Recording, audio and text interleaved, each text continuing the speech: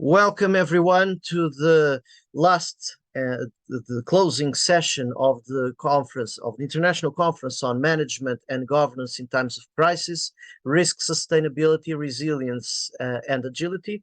Throughout the conference, we had a great diversity of perspectives and participants, insightful in their analysis, covering a whole spectrum of points from management, ranging from management, human resources management, public administration, governance, corporate strategy, fintech, fourth industrial revolution, and the aeronautical sector, sustainability, how corporations can be sustainable, also the perspective from Mozambique, how the Mozambique economy and the case study of Mozambique, which is very interesting from a point of view of governance and resilience, the same in regards to the current crisis in the aeronautical sector. So we had all these perspectives covering management and governance in times of crisis, and how corporations can be resilient and how they can recover from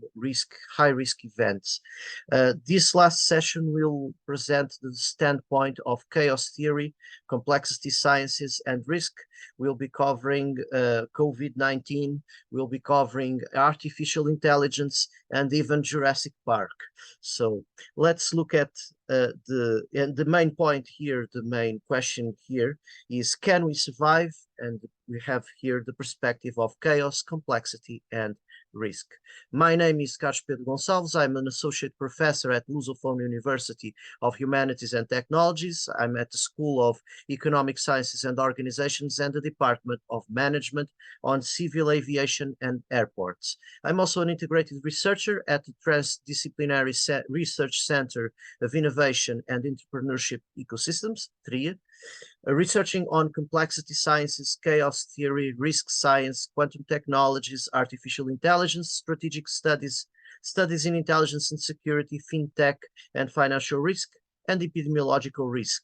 So despite the different areas in which I developed my research, my main, the common thread behind all this is built on this pyramid, which is risk science, complexity sciences, and chaos theory, including also computer science, which is linked to both complexity sciences, also to chaos theory and to risk science. So, and these three areas are the main disciplinary areas from which we'll be covering the main points on risk, sustainability, resilience, and management and governance in times of crisis in this last talk. So the main point that we'll make is that we need sustainability governance, and we need a new governance solutions, and these solutions demand the reflection supported on these three research areas. That's the main argument that we'll be developing here in this last session. So these three main research areas, which are chaos theory, complexity sciences, risk science.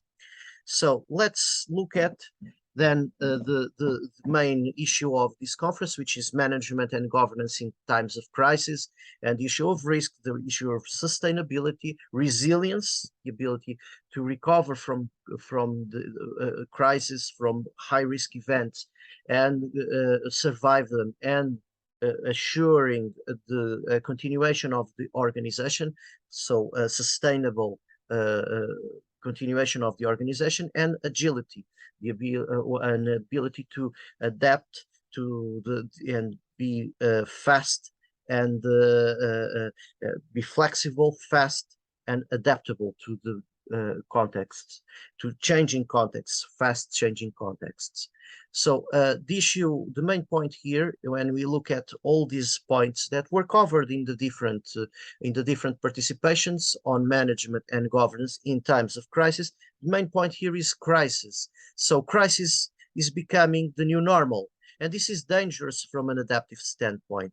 This shows us that we've entered a different stage within management, within finance, within our economies, societies, political systems, in which crises are follow each other and occur simultaneously, often occur simultaneously, and we seem to be living under a permanent state of crisis. So this is a major point that we need to face, and it was clear from the previous presentations how this is affecting management.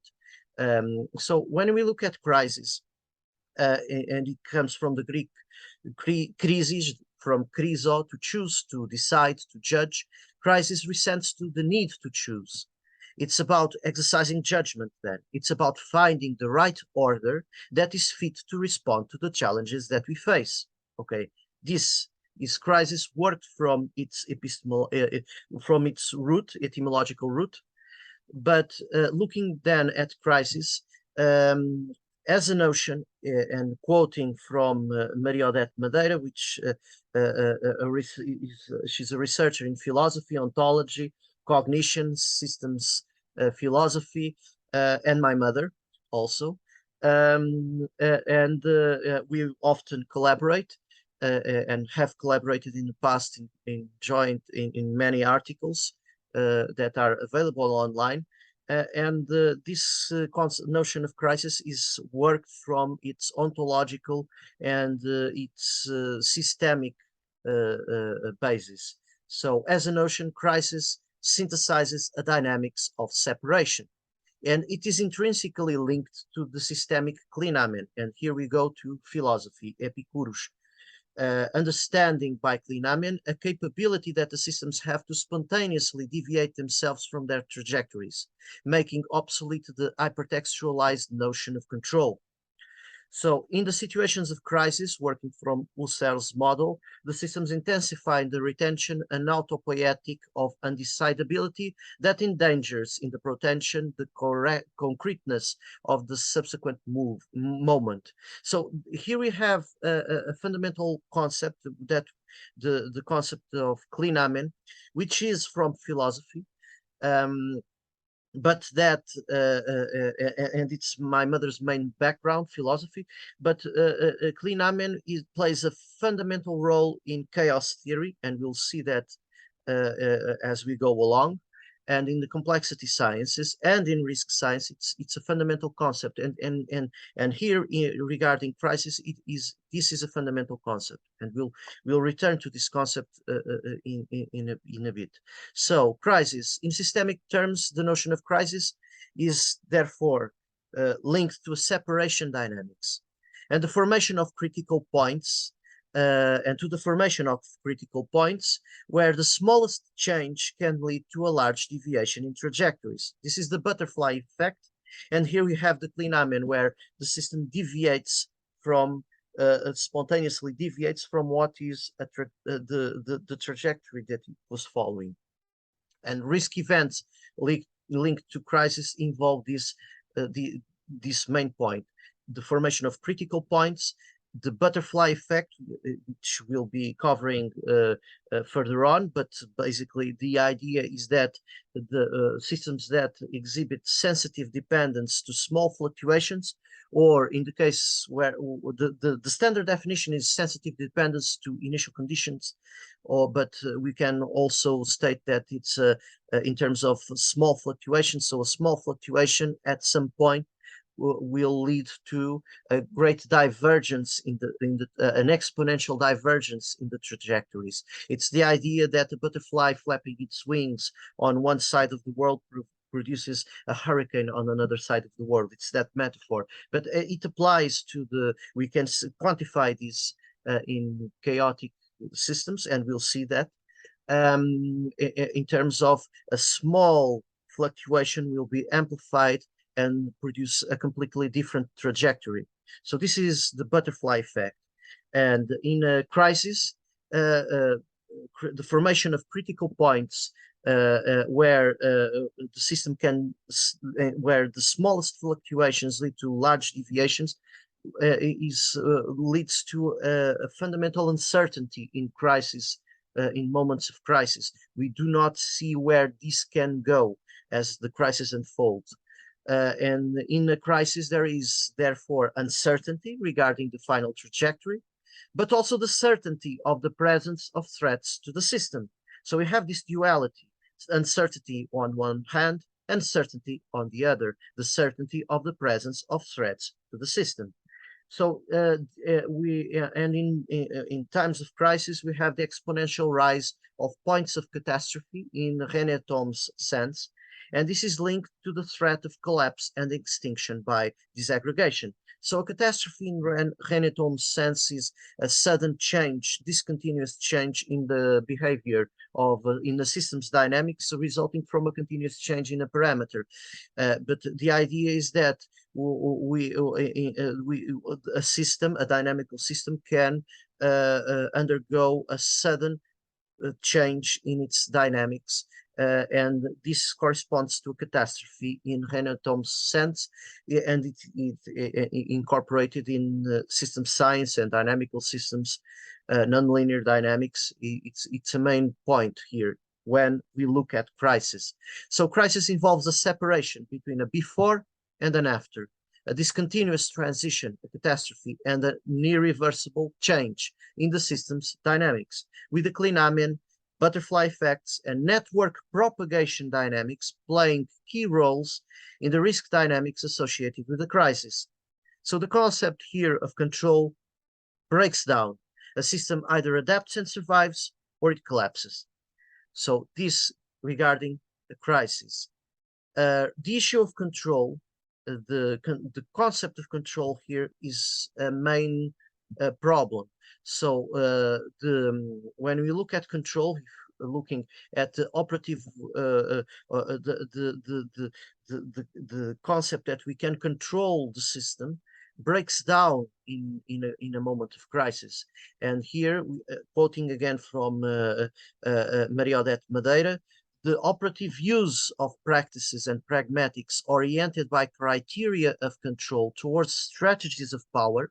And here we have the political dimension in a crisis, the idea that we can control the criteria of control towards strategies of power, and even biopower in current crisis, and we'll see that soon enough, are so these operative use of practices and pragmatics oriented by criteria of control towards strategies of power are, such as the Laplacian daemon, the Laplace's demon, postulate not very intelligent.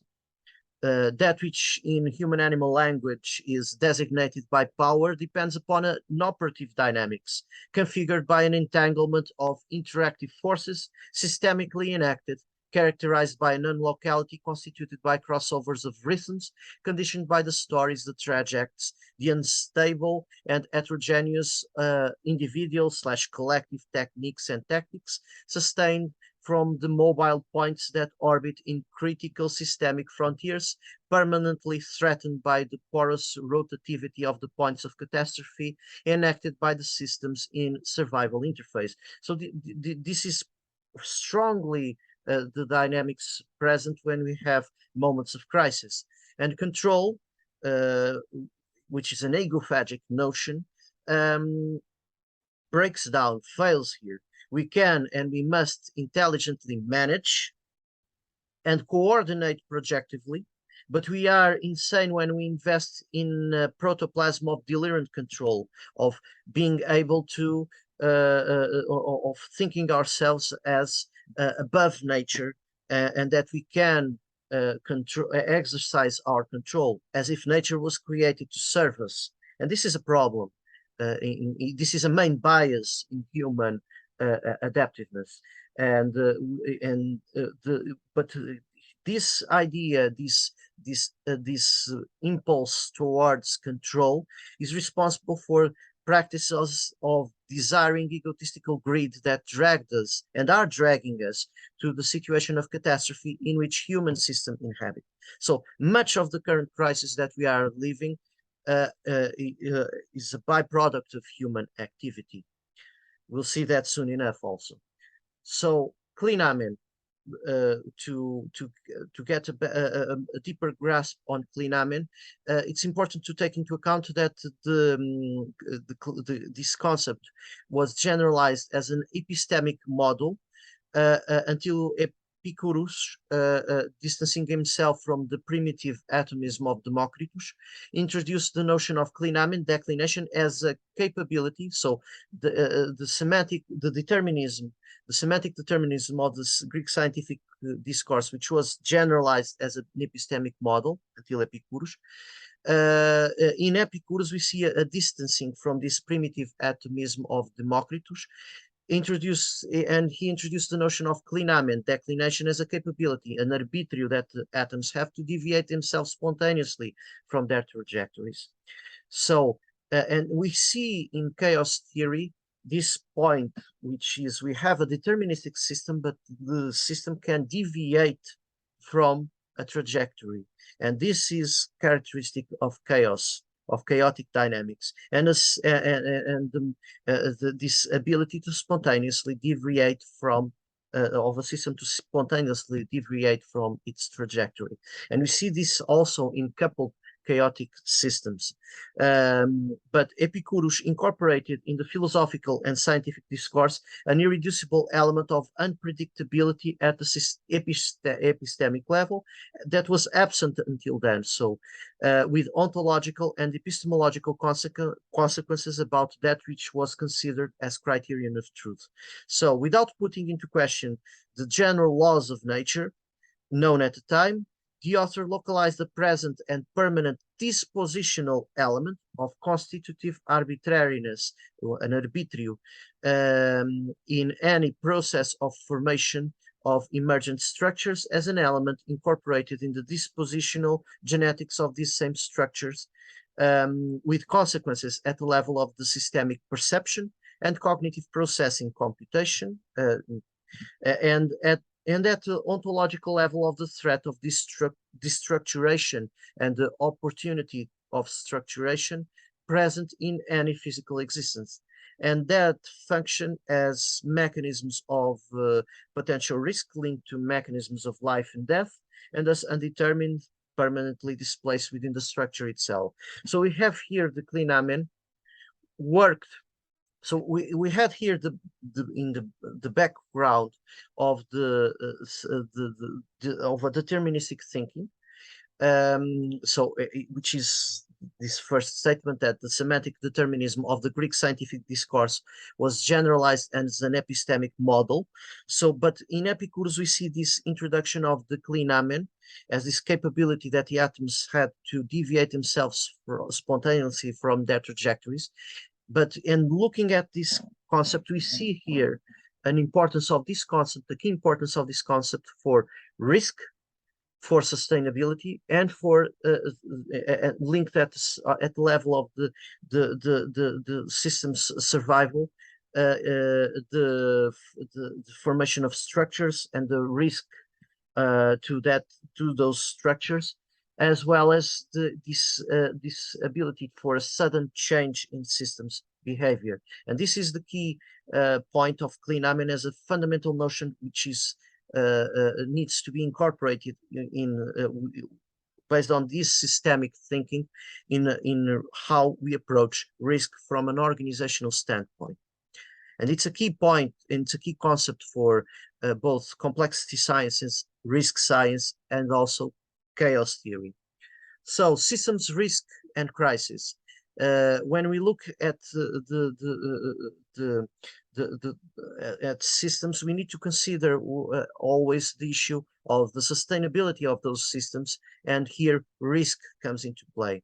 So while the homogenization, understood as a dynamic process, is intentionally directed towards capturing in the systems patterns that exhibit similarities between each other, towards a systemic identity, the heterogenization, on the other hand, positions itself with respect to the homogenization as an energetic antagonism, intentionally directed towards capturing in the systems patterns that are different and divergent between each other.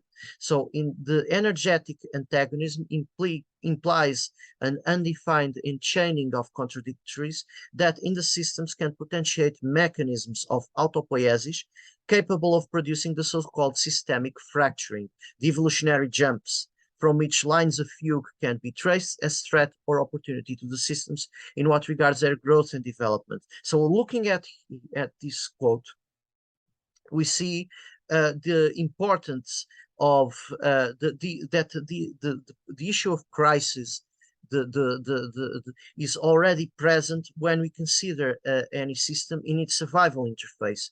And the issue of fracturing, the systemic fracturing, evolutionary jumps, the tracing of lines of fugue, the management of threats and opportunity, the responses to the threats, and the taking advantage of opportunities for survival, which are linked to adaptation, and the pressure for adaptation in a survival interface places crisis already at a biological level, at an ontological level.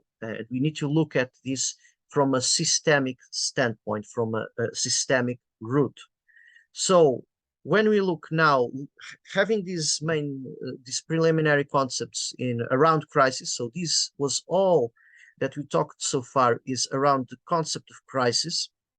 We need to look at our main point, return to the main point of the conference in terms of our system, our human system. And the issue is our future at risk? Well, looking at deforestation, the destruction of the Amazon rainforest, for instance, which has global consequences, the oceanic resources drainage and pollution, the continued emission of greenhouse gases, and ecosystem disruption, all these are predictably increasing the risk of collapse of the human civilization, and even constitute an existential threat for humans. And this is a global problem. And no government, all governments are, all individuals are affected by this. So this is a global problem. The risk of collapse of the human civilization, the risk of collapse of the human species is at stake here. This is the point which we are going. So this is our level of risk involved here. So there's a very real risk of collapse of the human civilization on a global scale, with the inability of the human species to adaptively deal with the problems associated with the consequences of the human action on its ecosystemic sustainability web. So this is a main problem that we're facing now. And yes, our future is at risk. Our future is always at risk, but our future is at high risk now. We are facing existential threats. As an example, regarding global warming, the ecologist John Hart stated recently that global warming is going to be worse due to feedback loops related to planetary changes produced by a warming planet, and that the models that we are using are underestimating the global warming and its consequences. And these feedback loops are linked to systemic effect. Feedback loops are linked to nonlinear systemic dynamics. And the Earth is an integrated system, and we need to take into account this. We are disrupting our web of survival, our survival web. So extinction rates are also occurring 100 times faster than the big five known past mass extinction events, and we have the data for that. The link here is for Our World in Data, which work this, and anyone can in the page on extinctions. Everyone can consult that page and see the data, look at the data, and the extinction rates today are occurring 100 times faster than the big five known past mass extinction events, and these rapid extinction rates are linked to human action. So this is a cause for concern. How can we deal with this? Well, there's a main failure here. which which Michael Crichton in the Jurassic Park called the thin intelligent thinking. So thin intelligence. So the narrow focus that fails to see the consequences of actions, and we'll see the symptoms of thin intelligent thinking, thin intelligence, in further on.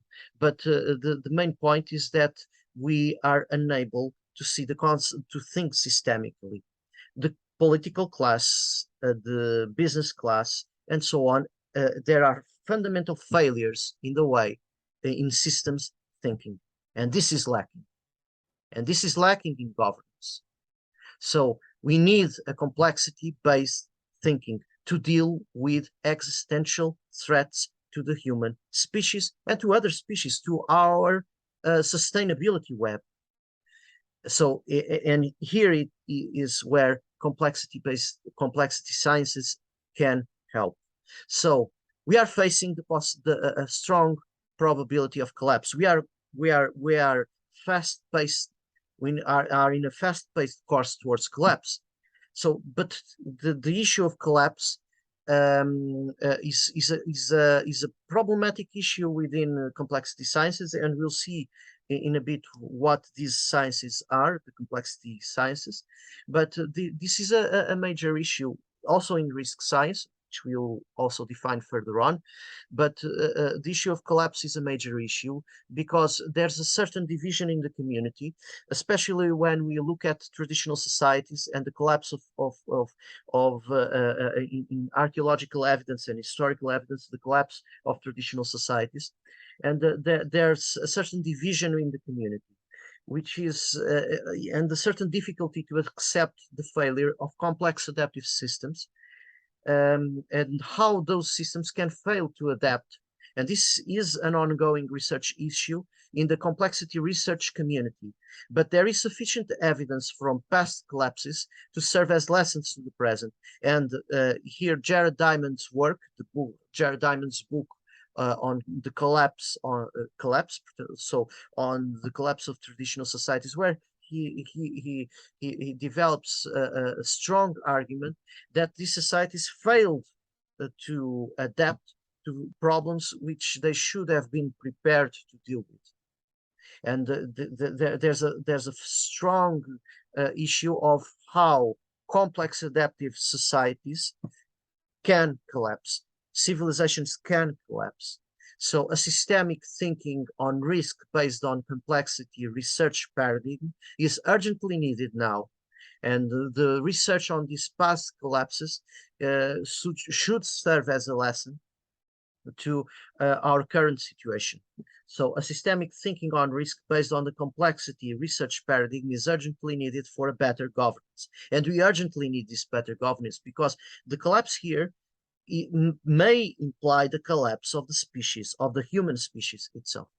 And when we speak of the collapse of the human species, we may be speaking of extinction. So when there's that movement that is a political movement, of course, the Extinction Rebellion, and the reactions against that movement as well. And it's interesting from a scientific standpoint to analyze both sides. But the extinction threat is real. The extinction threat is here. And this is linked to human activity. And we have data for that. So there are several main problems that are leading to a rise in existential threats coming from human activity. And the adaptive threats, why the human species may be failing as a species, and maybe failing at an adaptive level, and how can the human species fail at an adaptive level? There are several main points that may explain that contribute to that and may explain it. So there's one, on the one hand, at the level of countries' governance, political agendas, biases that prevent that, and this is a source of adaptive failures, because we may have solutions to problems, but we simply do not do not develop those solutions because they conflict with political agendas. And because they conflict with political agendas, these political agendas underplay risk. So they fail to predict, they fail to address risk, they fail to address the threats, and they downplay the threats because it conflicts with political agendas. So this is this is an important issue because it implies a bias that that is leading to ecological threats. And we have an example, a basic example in the destruction of the Amazon rainforest. So this is a problem. The profit by any means necessary bias is another problem, because it means that corporations may not find better solutions in terms of long-term sustainability and think in terms of short-term profit, placing at threat their own corporate sustainability. They're not assuring today their conditions of survival in the future as corporations. So in the private sector we have also this problem. There's also another bias, which is the totalitarian regime's leaders I am God complex. So this happens, we have a good example here in Russia, where there's a certain, but in Russia it's a little bit complex, because when we look at the Russian strategic doctrine, we see there elements of a sacralization of Russia and a cultural influence of that sacralization of an image of Mother Russia, of the motherland, and of the imperative for Russian hegemony as a world power. And we have here, and we see in Putin and in several discourses by Putin, especially recent discourses, speeches, online speeches, and where he's talking, after the Ukraine war, we've seen that in particular, where there is a clear metabolization of an eschatological standpoint, where there's a certain perception that Putin, and through Putin and through his actions and through his strategy and through his supporters, we are seeing the realization of Russia's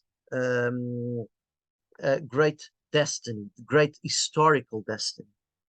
And he's realizing the historical destiny that is also present in that was present in Peter the Great, and that is incarnate here in Putin. So we see that in a few discourses by Putin online. We've seen that where he spoke recently regarding these very points, and we see elements of this in Russia's strategic doctrine.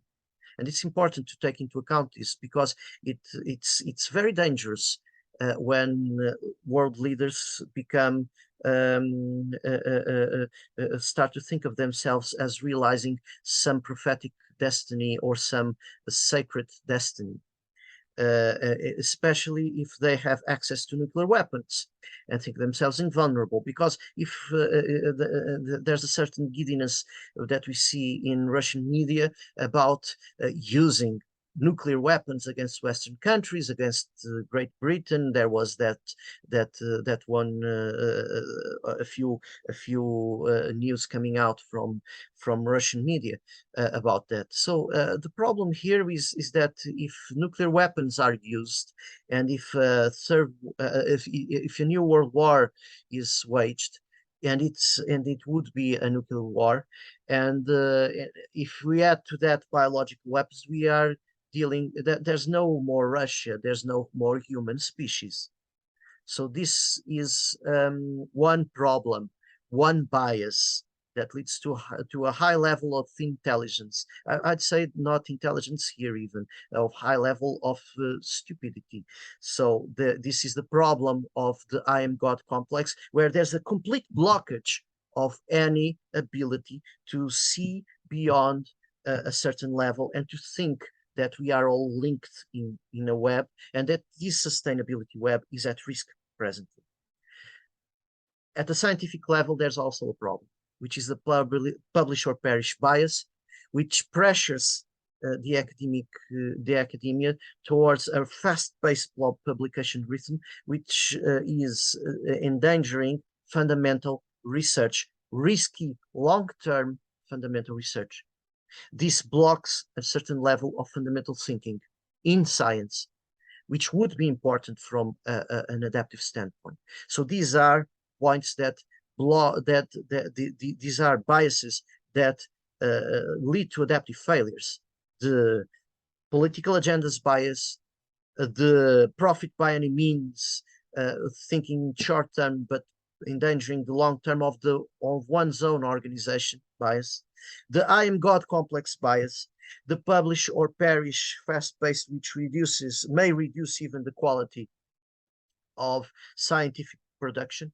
This is a problem. There's also a civil society problem, which is, it's not my problem, I'm just trying to make ends meet bias. But this is understandable because many people are trying to survive in a crisis environment. But the issue is that if we do not think that, if we not see the threat for what it is, and that we are, that it's everyone's problem.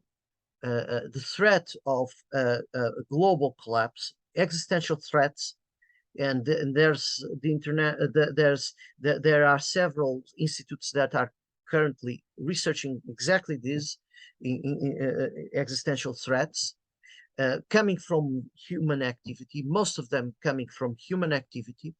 Then we have, if we do not recognize the urgency to take action at a collective level, and beginning with civil society, then we are the risk is being exacerbated. And when you have here the conditions in these points that we've talked so far, we have here the conditions for the very same failure, the failure of a complex adaptive system, in this case the human system on a global scale.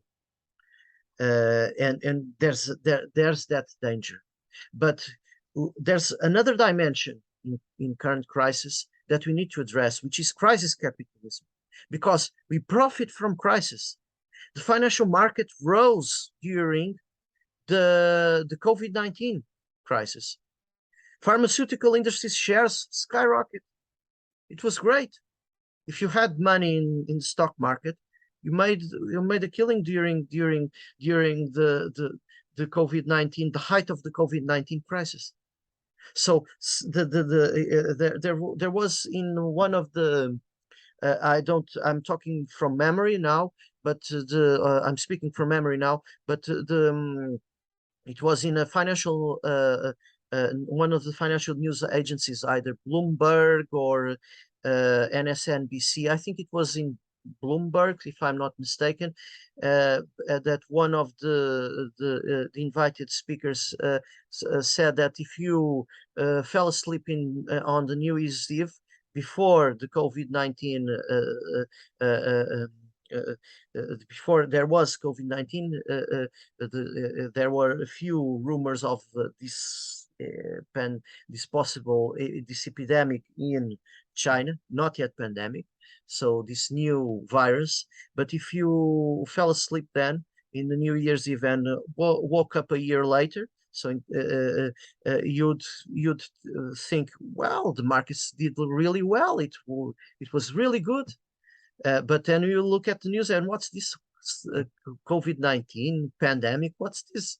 So the idea that during a pandemic the markets should fall, there should be a crash, a stock market crash, but at the end from 2019, 2020, we had the financial markets really were able to sustain were very resilient to the pandemic, and some sectors did really well. Some technological sectors did really well.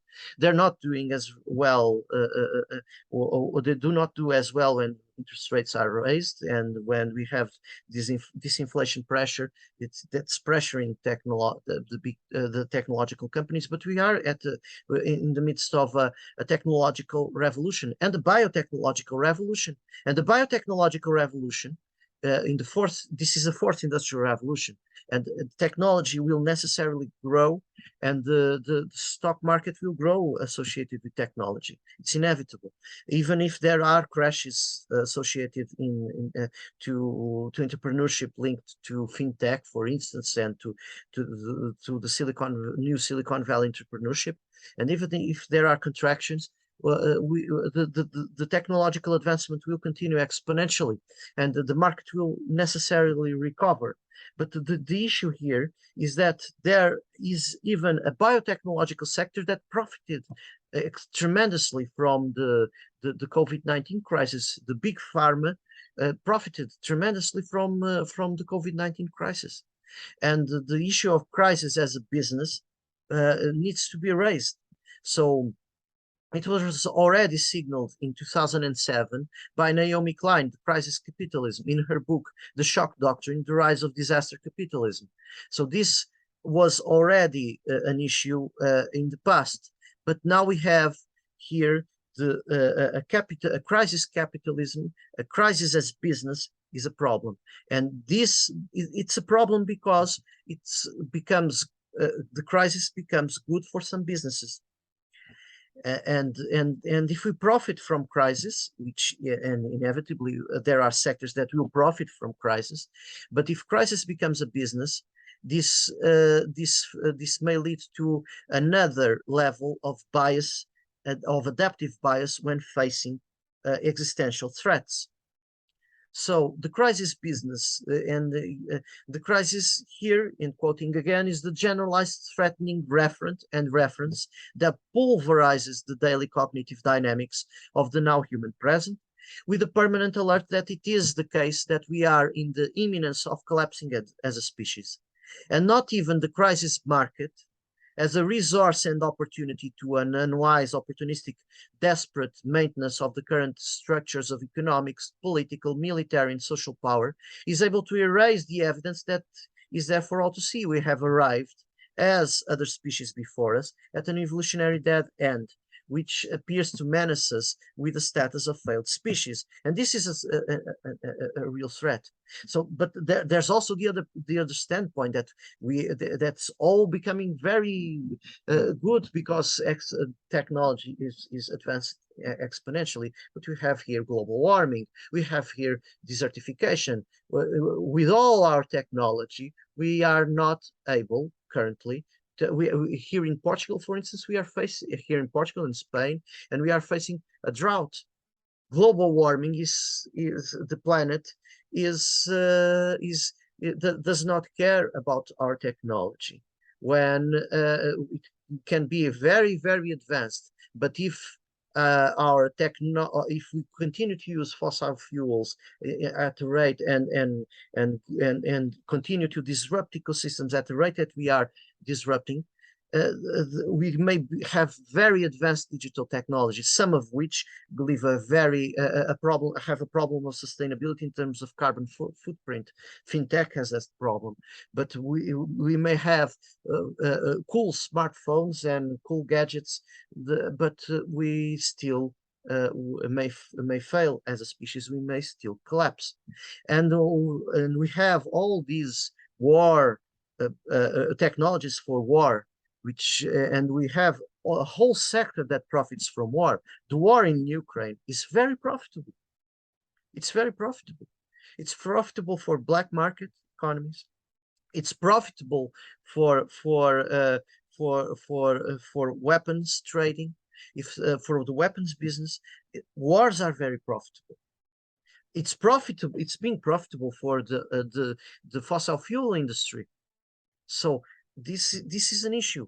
Crises offer opportunities to profit from them, and the worse things get, the better is in terms of profit. And this is a problem. This is an added problem to the problem that we face when we deal with existential threats, because existential threats are exactly that. They threaten the existence. And we have these threats systematized. We have these threats systematized. They are being researched upon at the highest levels. Have tried to, even with people linked to, like people like Stephen Hawking, who already died, and others, and several people linked to the technology sector, to the scientific sector, that have raised concern about its existential threats. And the problem here is that existential threats are here, and they are the consequence of human activity. So how do we deal with this? We need to erase this. We need to take action regarding these main biases, and it's possible for complex adaptive systems to collapse. But to face permanent crisis, we have the businesses that are not profiting at all from crisis, but that are being disrupted from crisis. And the Mozambique case study by Professor Yolanda was very interesting, because how the country needs to consider to incorporate governance in order to be resilient regarding several crises that stroke simultaneously: the pandemic, climate change, extreme weather conditions. So we have threats linked security threats. So all this converged, and we have this problem of how do we face this, and we need to face this at a governance level, and we need systemic thinking, and we need complexity-based thinking. So here comes the first point: complexity. So complexity comes from the Latin complexus, which means that which is weaved together. And we have a web of concepts linked to complexity: diversity and connectivity, networking, numbers and topology, dynamics and feedback, emergence, nonlinearity, system, whole and parts, locality and unlocality. So this regarding complexity. And the complexity research field, it can be defined as a research field, is an interdisciplinary research field involving a dialogue and cross-fertilization between multiple sciences that deal with complexity in their respective research areas. In this sense, we can speak of complexity sciences. Complexity research deals with systems and complex patterns, both in terms of spatial organization, as well as in terms of their dynamics, and crosses scientific boundaries using concepts and methods from one scientific discipline to research in another scientific discipline. So this is the complexity research field. Key sciences involved here: cybernetics, system science, mathematics, including nonlinear dynamics, chaos theory, bifurcations and catastrophe theory, fractal geometry, graph network theory, game theory, stochastic processes theory, even topology. And topological data analysis is a new tool that can be used. Computer science, including computational complexity, artificial life, and artificial intelligence. And then we have, these are the core fields. And then we have the physics, biology, and cognitive sciences as support disciplinary areas that are built upon within the complexity research field. So within this, the complexity research field, we find here chaos theory. So chaos theory plays a major role in complexity research and also in 21st century risk science. We'll see that in a moment. It started as a mathematical theory within the research field of nonlinear dynamics, studying random-like dynamics in deterministic equations. That is, even without any noise term, these equations generate random sequences of values. It expanded to stochastic chaos when working with open systems applications that incorporate noise terms in equations, leading to chaotic behavior. Then we have the stochastic chaos. And if the noise term is disconnected, then we still get random-like dynamics due to deterministic chaos. So what is chaos within this research field, within chaos theory? It's a bounded aperiodic dynamics with sensitive dependence on initial conditions. And this is the so-called butterfly effect that we talked about earlier. So chaos theory forces us to distinguish between the risk associated with external shocks that disrupt the system from without, and the risk endogenously generated by the system's own nonlinear dynamics. So And this is familiar now when we look at the risk generated by human activity, by our own activity. So let's look at what does chaos research involve. It involves the study of bifurcations and catastrophes, the study of transitions for periodic to quasi-periodic dynamics to chaotic dynamics, the study of chaotic attractors and markers of chaos in different systems, ranging from physics to biology to computer science, social sciences, modeling of turbulence and complexity research, including networks of chaotic oscillators, strongly linked to computer science. It is also with a link between algorithmic randomness and chaos. So this is chaos theory, and we already see here in chaos theory the seeds of a new level of thinking on risk, and which is risk science. So risk science takes as its object of research and problem takes risk as its object of research and problem, working it from the paradigmatic basis of the complexity sciences. And this was the subject of my PhD thesis, risk science. And I worked with complexity sciences, with chaos theory, with computer science, to establish the foundational basis of a mathematical body to support risk science. And when we look at risk science, we need to look at risk, and we need to look at risk from its etymological root, from the medieval Latin term resicum, which synthesized in the context of maritime law the three notions of periculum, the peril, the threat, the fortuna, the fortune, luck, destiny, and the uncertainty, to play for one's destiny in situations where there are threats and opportunities with an outcome still open or unknown to the player. The fortuna, the fortune, the luck, the destiny, and the periculum, the threat, so resents to threats and opportunities. And there is an uncertainty here. We do not know what will happen. The risk science. So in risk science, we work from a systemic standpoint, and risk here is a name for a concrete systemic situation involving threats, opportunities, and uncertainty.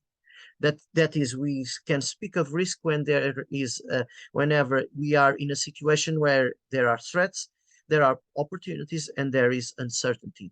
And one must not confuse risk in systemic terms with the human measurement of risk using probabilities. It's not the same thing, even though there's that conceptualization of risk in economics from probability.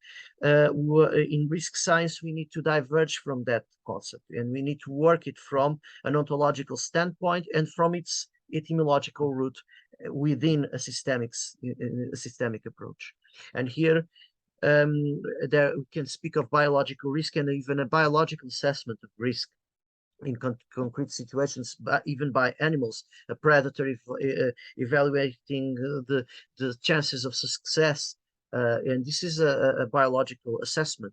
The prey assessing the threat of a predator and running away from a predator. The predator's hunting strategies, the prey's defense strategies and invasion strategies. All this is linked. Also, cooperation, mutualism for survival. And all this involves threats, opportunities, and uncertainty. So any system in survival interface, we are dealing with risk. And this is independently from how we measure risk. Probability is a way to measure risk, but probabilities, and this was an issue discussed within the risk community a while ago, because global warming was changing the probabilities associated with certain risk events. So the issue here is that we need to look at situations where we need to speak of risk, and there's clear risk there, but you cannot calculate probability. And we are dealing with an uncertainty there, but it's still risk from a fundamental standpoint, from a systemic basis. So this is a different conceptualization of risk, which is worked from within risk science. So what are the major theories of interest to risk science? First of all, complexity, all that is produced in complexity research is of interest to risk science. Networks complexity, stochastic chaos, risk and emergence these are key issues of for both the complexity research paradigm, but also for risk science. But we have two major theories of great interest for risk science. One is chaos theory, the other is SOC theory, or self-organized criticality theory, and the two theories are linked. So what is self-organized criticality? Self-organized criticality comes from the observation of fractal or multifractal scaling and long-term and long memory in risk events like earthquakes, financial crashes, biological evolution, and the occurrence of these same signatures in physical phase transitions. Transitions from this phase transition. In these phase transitions, there is a scale invariance, and we'll look at that soon enough. So this has led to the conjecture that complex systems may self-organize to a critical dynamics, explaining in particular 1 over f beta noise spectrum, power law scaling in extreme events, probability distributions. So one of the signatures of self-organized criticality is that extreme events follow in a log-log scale, in a doubly logarithmic scale, follow a straight line. What does this mean? This means that there is a fractal scaling in the probability of events, going from the most frequent small events to the extreme events. This means that there is no breakdown, that extreme events, in many cases, and in thinking about risk, there are two situations. One is that extreme events are outliers that follow their own laws of structure. And this is a possibility. The occurrence of a singularity, for instance. But even if extreme events repeat themselves, but they repeat themselves with their own probability distribution, this is one situation. Another different situation is when extreme events occur in a straight line, in a doubly logarithmic straight line with non-extreme events. And this means that the same process that is responsible for the normal functioning is responsible for the extreme events. There is no breakdown in the system's dynamics. That means that extreme events are part of the system's normal functioning. And this is very important. And we have here an example in a doubly logarithmic scale of the sea arrivals by day of refugees in Italy. The data is from the United Nations. So you have here the logarithmic of the frequency of the histogram and the logarithm of the center of class. And we have here something that, that it falls in a straight line. So it follows this fractal law. The probability distribution follows a fractal law. This is a signature of self-organized criticality. So self-organized criticality states that the extreme events are not outside the same dynamics order that underlies the small events. They are not outliers. There is an unbroken fractal scaling from the large extreme events to small events, so that we can have a sudden catastrophe produced by a normal functioning of the system. Chaos can also lead to self-organized criticality. It's one of the possible sources of self-organized criticality, a phenomenon known as chaos-induced self-organized criticality, or CISOC. And it corresponds to color chaos or power law chaos. In my most recent article, which was which will be published now in July,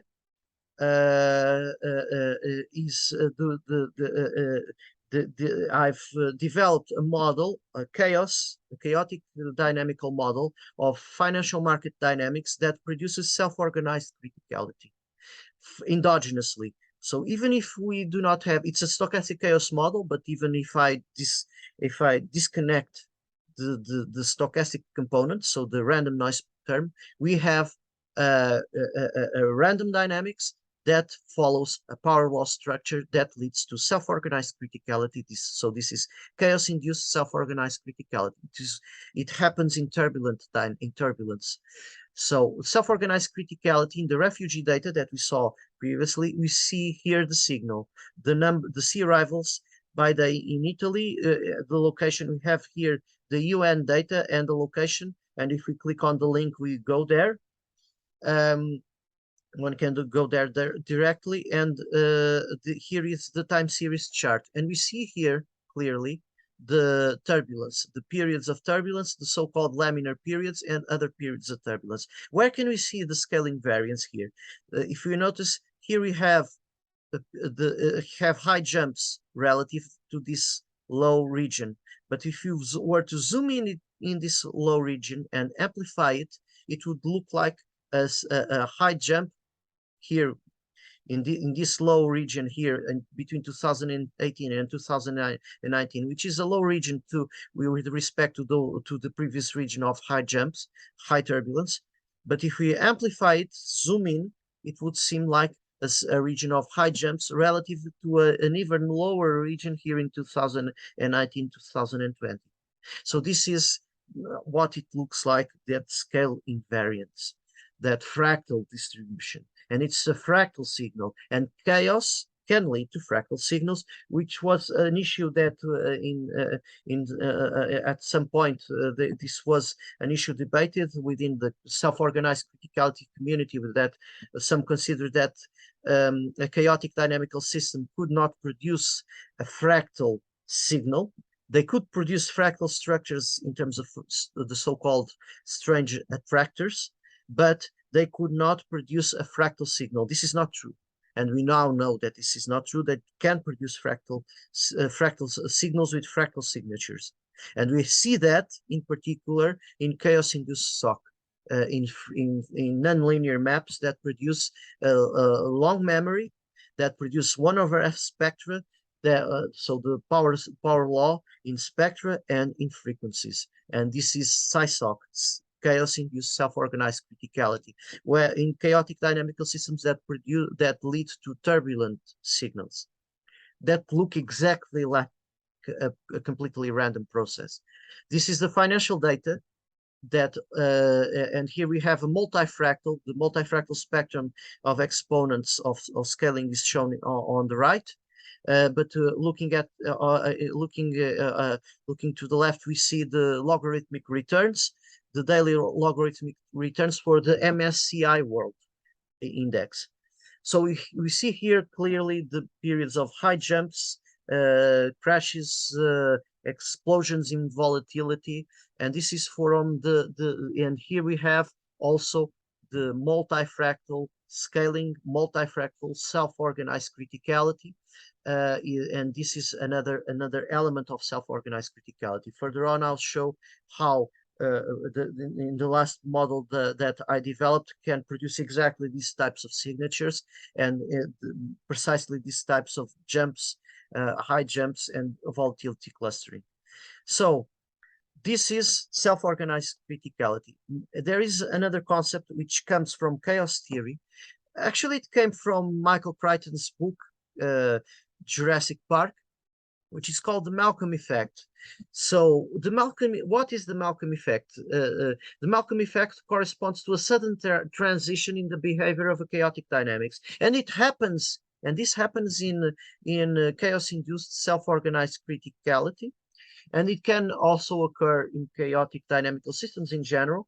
So it's a sudden transition in the behavior of a chaotic dynamics to a turbulent phase, marked by sudden jumps and high variability comparatively with that which constitutes the normal interval of variation of the system. This transition and the risk of it occurring is a consequence of the nonlinear structure of the system itself. The name was proposed by Crichton in his book Jurassic Park, referring to his character Ian Malcolm, who was a chaos theorist, complexity scientist, and a precursor of and can be also considered a precursor of modern risk science, the invented character by Michael Crichton. In the films, it is he is depicted by Jeff Goldblum. And the issue is that the Malcolm effect can be shown to be present in actual chaotic dynamical systems, and this was shown in this. I've researched on this issue both in an article with Maria Odete Madeira on chaos. On chaos theory, the concepts of chaos, caso, and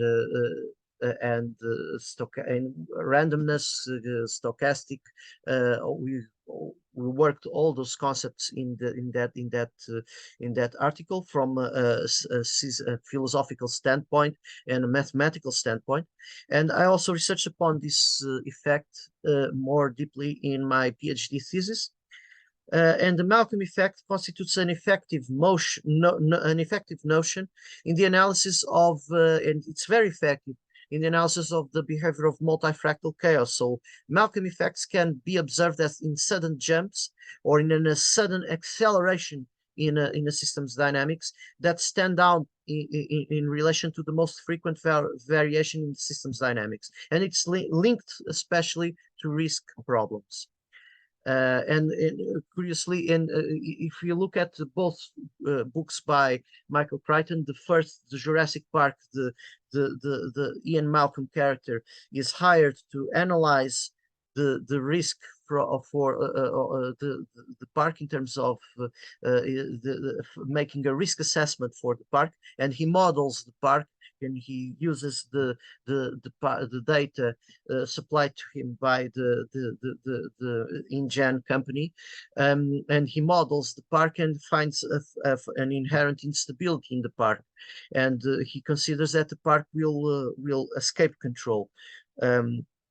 And that there are fundamental failures in the way the park is designed, and the idea that they could control the animals, and also the hypothesis of a Malcolm effect was raised, and the character identifies this in the first book.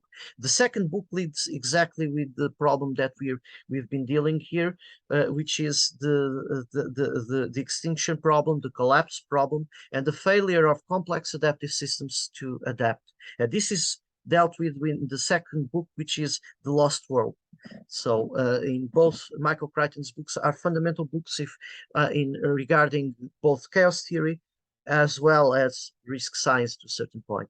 So the Malcolm effect, we can see it as an acceleration in a risk process. And to look at it, we see it here. We see it here clearly in China's COVID-19, the new identified cases of COVID-19 in China.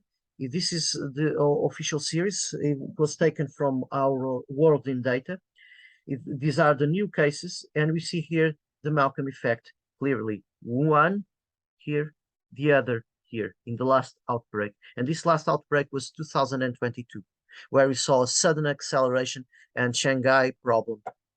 And China's lockdowns mean that they keep it under a certain level of low cases, but they can have sudden outbreaks that rise very rapidly and create this high rise, and this is an example of a Malcolm effect. Another example of a Malcolm effect was the problem that we talked today with Professor Eliana Mendes about the chaos in the chaotic situation in the airports now that they face, and it was unpredictable. They weren't predicting.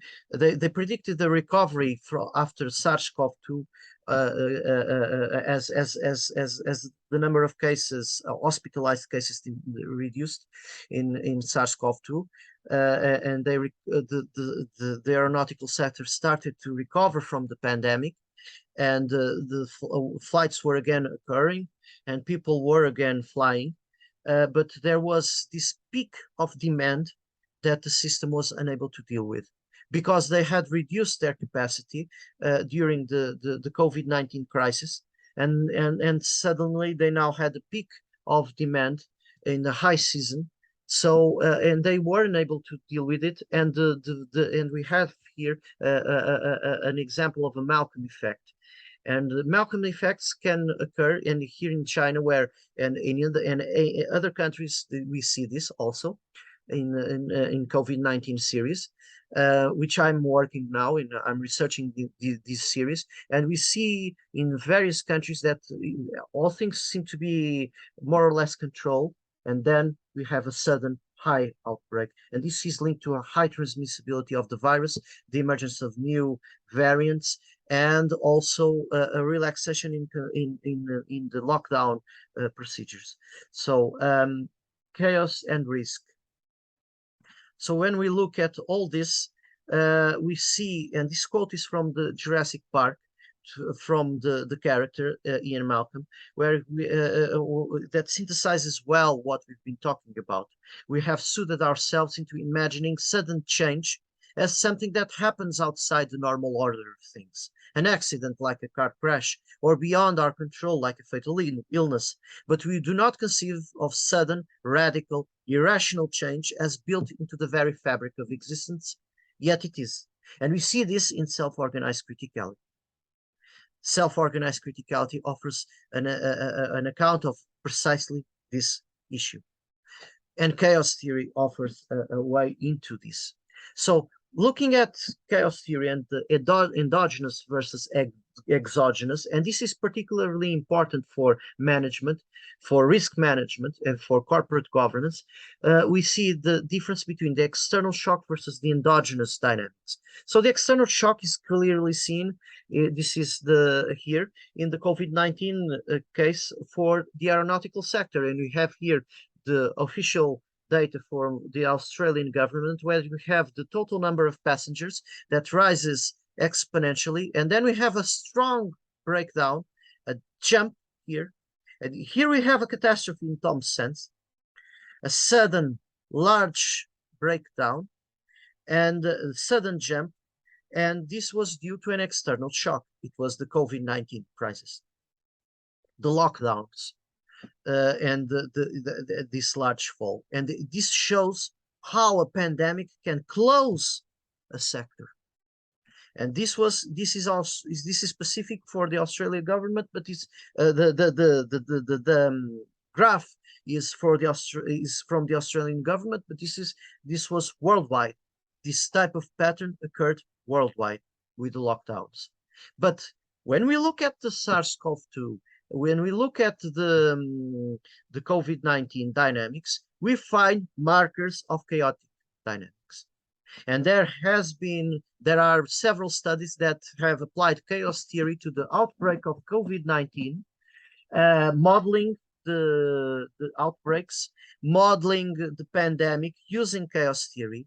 And in this last reference, complexity of COVID-19 dynamics, they identify a low-dimensional attractor in different countries. We have a low-dimensional attractor both for deaths as well as for the number of deaths, as well as for the number of new identified cases. So this is evidence of coevolutionary dynamics that has made emerge an attractor for COVID-19, for COVID-19's outbreak dynamics. And there is evidence for that. And different authors are working on that. Looking at Portugal case, the pandemic is far from over. The crisis is far from over. But looking at Portugal case is very interesting because it shows exactly the issue regarding the so-called the Malcolm effects, and as well as where things are regarding the pandemic. So if we look at the new cases, in 2021, it seemed like more or less controlled the situation, but then we had this large rise. Here we have a Malcolm effect in the number of new cases, and in 2022, we had a spike in cases. So the idea that we are past that we are in a post-COVID world is not true. We are in the midst of the pandemic. And Portugal is a very important case to look at, because here in Portugal is one of the most vaccinated countries in the world in terms of percentage of population that are vaccinated. So we are in the top. I think the last time I looked at it, we were the second country with the highest percentage of vaccinated people. In the Our World in Data chart, we appear in second. So looking at that, so we are among the top vaccinated countries.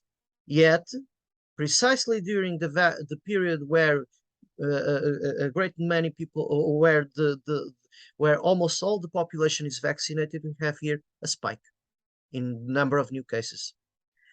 As this proves that the pandemic is not over, and not only spike in number of new cases, but spikes in deaths as well. So this is an example of a Malcolm effect, because, and exactly in the book Jurassic Park, you see that when people think that things are under control, the system can deviate. You have here the Klinamen. The Klinamen is associated. The Klinamen dynamics is associated with the Malcolm effect.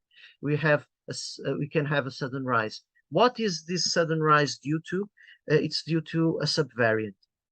So the Omicrons, the threat posed by variants and subvariants in COVID-19 is an important point, because the variants can overpass the immunity, both from vaccines and from those who already caught the virus, and those that are vaccinated and that caught the virus.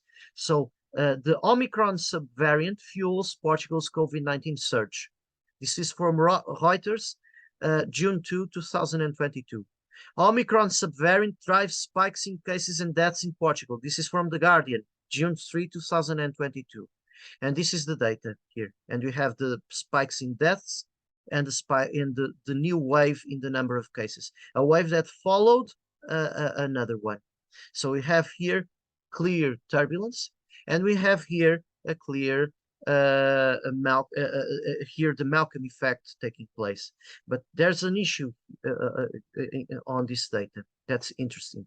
If you divide the ratio of the new deaths per new cases in Portugal, shows this, a phase transition.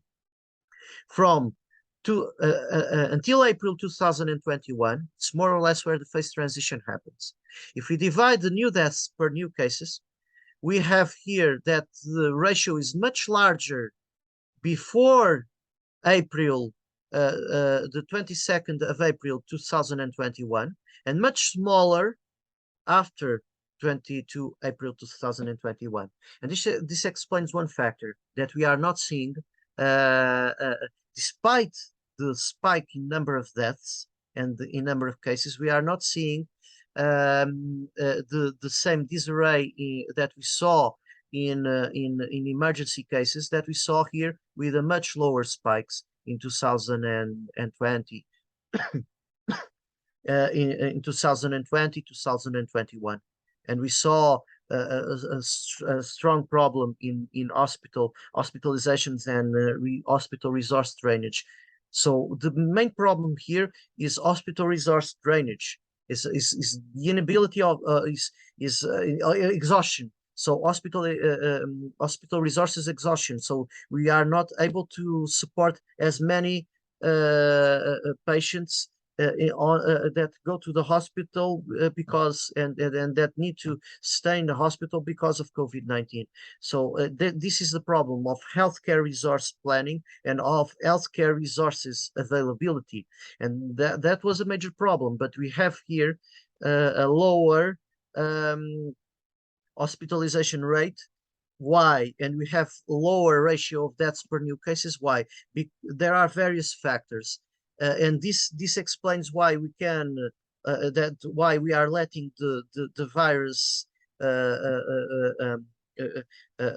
roam free without using masks and lockdowns in a period where we have a clear spike in cases. We have the highest spike in case. We had now in July a higher spike in cases than we had in past.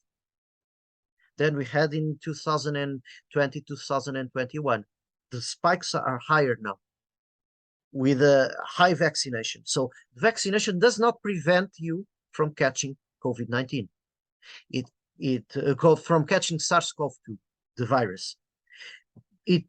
However, it does not, and the Portuguese data clearly shows that. It shows that very clearly. The problem here is that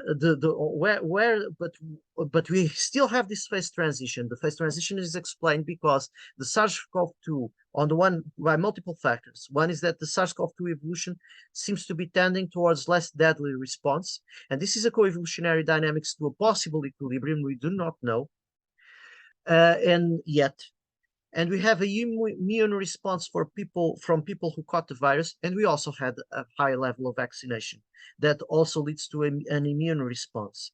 And this, the people fully vaccination per 100 inhabitants is here, this graph here, and we see here the logistic curve. We had an exponential rise in vaccination, and then we have a stabilization with where we surpassed in 2022, the 80% mark is surpassed already in 2021, the 80% mark of people vaccinated. So the data shows that we still can catch the virus. We have a lower immune response. We have a lower infection rate we have a lower level of infections leading to the disease and to the hospital resources pressure. So in terms of healthcare management, it becomes easier to deal with it has become easier to deal with the virus. And it's here where vaccination, where immune response works, but there is a problem here, and and we see this in Portugal. We had spikes in deaths. We had spikes in number of cases despite the high vaccination. And this is linked to one of the concerns in the healthcare community, which is that new subvariants may emerge that can overpass immunity. And that can evolve. This is where we have the greatest question mark. If these new variants are variants that go towards greater equilibrium with the human species, leading to a less deadly response, more like a flu, a standard flu. See, if it will go to a more standard flu, if we can, or if suddenly you can have a new variant that leads to a high death rate. We simply do not know yet. And this is one of the greatest question marks, the possibility of the occurrence of a new variant that overcomes immunity and that is highly deadly. So the COVID-19 crisis is not over, and we are dealing with a co-evolutionary dynamics with a new setting of a pandemic in a globalized economy, in a globalized world. And the illusion of control is dangerous. To the media passing on the idea that COVID-19 crisis is over, has ended, is dangerous. Malcolm effects ahead, we do not know. Clearly, there are here Malcolm effects. They can be seen here in this exponential acceleration of spikes in the number of new cases. Yes, there are Malcolm effects here, but the issue is whether we'll have a Malcolm effect linked to an evolutionary jump in the virus that leads to a more deadly version. So that's the greatest question mark. That's a big question mark. Or the hope is that it will evolve towards an ecological equilibrium, and it will most probably become endemic, but more like a flu. But that is the hope. So there's looking at chaos theory you have here, and the COVID-19 is very interesting because it shows both the external shock and the endogenous dynamics, co-evolutionary dynamics here. And the chaos theory has led to a shift in the paradigm from a traditional view to a new view. So the traditional view and this is important for management. The traditional view was that we had a non-random signal, and the next value of a series, considering, for instance, a time series, you had a non-random signal, and all randomness came from external noise, from the external shock. And all risk was synthesizing this random noise term. And if noise was disconnected, we had a controllable, a regular, predictable dynamics. Deterministic chaos places this into question, because even without any random noise term, we can have a random-like signal. This is deterministic chaos. Stochastic chaos includes both an error term, noise term, and a random-like signal. And this is the stochastic chaos. And most systems that where we find chaotic signatures are of this last case, because we have always some noise, and we have to distinguish between measurement noise, which is added but does not but is not integrated in the system's dynamics. It's our measurement error. But there is also the dynamic, the so-called dynamical noise, and most chaotic dynamics in nature, in principle, have this stochastic this dynamical noise included. So we have a deterministic random-like dynamics produced by the chaotic dynamics, and a random external shocks. And even a small random noise fluctuation will be amplified and lead to divergent trajectories. So to consider an example, this is the logistic map. We have a single equation here. It's a very simple equation that shows the next step relative to of a series relative to the previous step. It's basically x of t plus 1 equals x of t plus 1 equals x of t times a growth rate times 1 minus x of t under brackets. So this is the logistic map.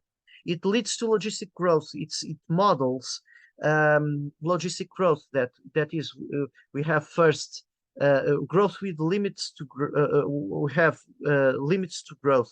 So we have initial exponential growth, but then limits to growth kick in, and we start to have a slowing down of growth, and then we reach a sustainable level, and we reach a steady state equilibrium. This is called a fixed point equilibrium.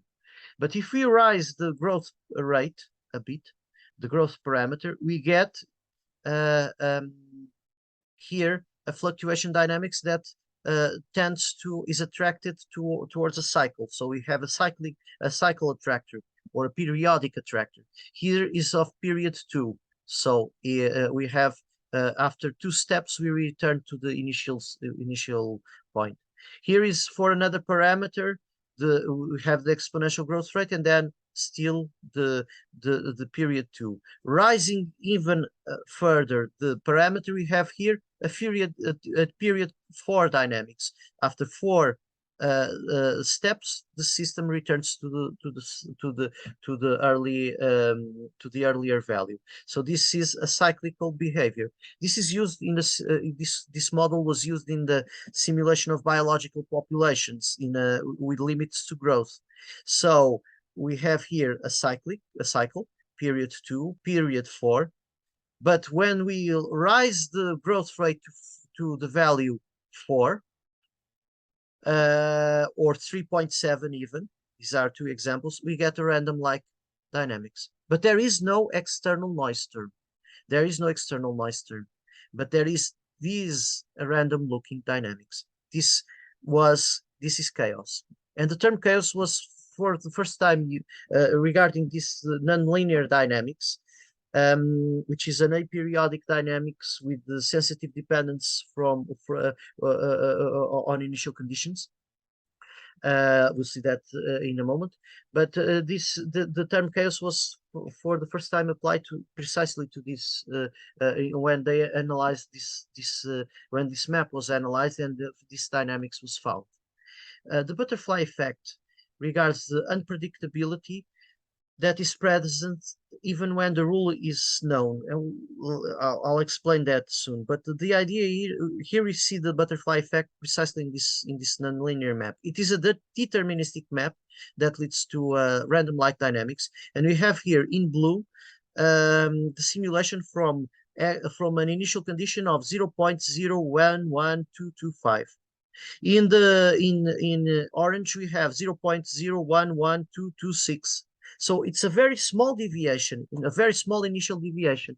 And after a few steps, we see that initially they follow each other, but after a few steps, they start diverging, and then they follow different trajectories. So this is the butterfly effect. The butterfly effect has a strong implication because different different softwares that use different approximations in the rounding of decimal places will lead to different simulations because they introduce in these different approximations, they introduce deviations in each calculation of the nonlinear map. And if you simulate this map, this nonlinear map, this nonlinear function in different softwares, we can get different results. Yeah, and I observed this in two softwares. One was Excel, the other was ENF Chaos, that use different approximations. And and at the time when I simulated for the same initial condition, I obtained initially the series of values were the same, but after a few steps they diverged. This has an important implication because even if we know the model, if the system is chaotic, even if you have the equations, we cannot simulate. Our simulation may differ from one another if we use different softwares, and it will most certainly different from the behavior of the system itself, even if the system follows a perfectly deterministic dynamics. But if you take into account noise, no matter how small, that trajectory will also be different. So the size of the disruption here may not be proportional to the size of the noise.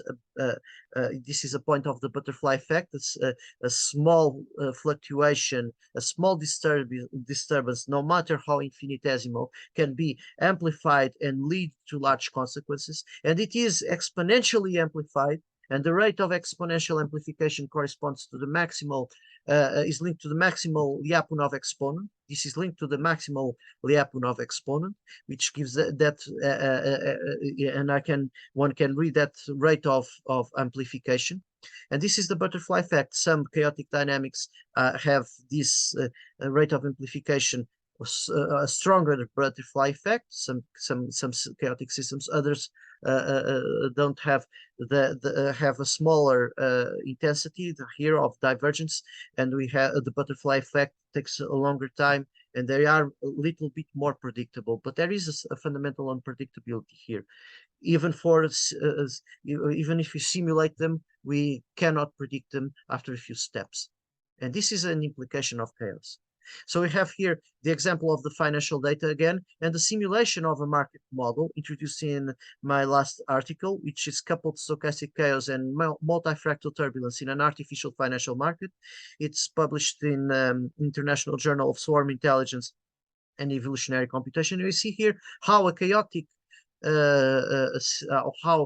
how chaotic system can be a chaos model can be used to capture very well the main features of the of actual financial markets. We have here jumps, volatility clusterings, a multifractal spectrum associated with each, and the markers of self-organized criticality.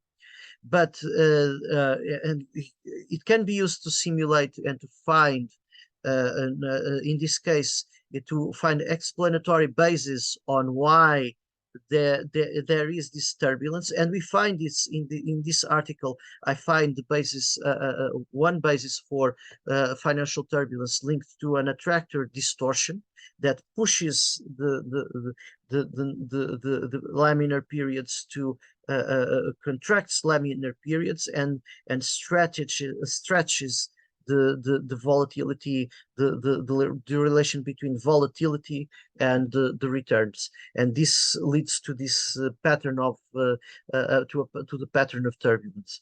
This is the mean field of a 10 market economy, a 10 market artificial 10 company artificial financial market, and we can use 100 companies, 1,000 companies. It doesn't matter. The turbulence pattern is obtained.